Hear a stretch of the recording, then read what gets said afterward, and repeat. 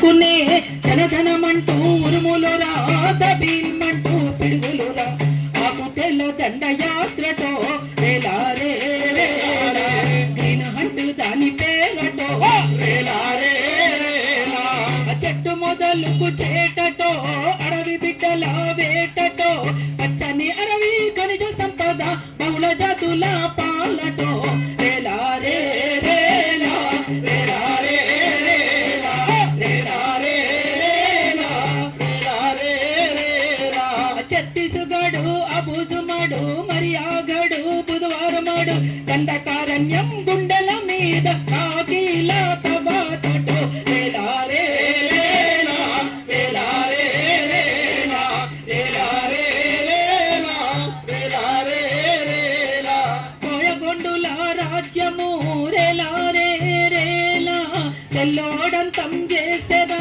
రేలారే రేలా అడవిని అంతం చెయ్యగా నల్ల దొరల పంతమా జంగల్ జమీను జన సంస్కృతి లూటికై రేలారే రేలా రేలారే రేలా రేలారే రేలా రేలారే రేలా వాళ్ళు జల్ జంగల్ జమీన్ కోసం పోరాటం చేస్తున్నారు.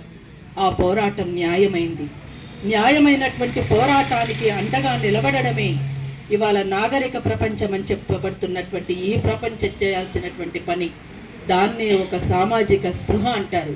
ఆ సామాజిక స్పృహ అంటూ లేనటువంటి వాళ్ళని మనం ఏం చేయలేం. కానీ ఇవాళ ఖచ్చితంగా అడవి బిడ్డలు కోరుకుంటున్నటువంటి దాన్ని అడవి బిడ్డలకు అండగా ఉంటున్నటువంటి వాళ్ళు చేస్తున్నటువంటి పని. కానీ అదే నేరమని వీళ్ళు అంటున్నారు. కానీ నేరస్తులు, నిజమైనటువంటి నేరస్తులు ఎవరు అంటే ఇక్కడ కేంద్ర ప్రభుత్వమే, పాలకులే.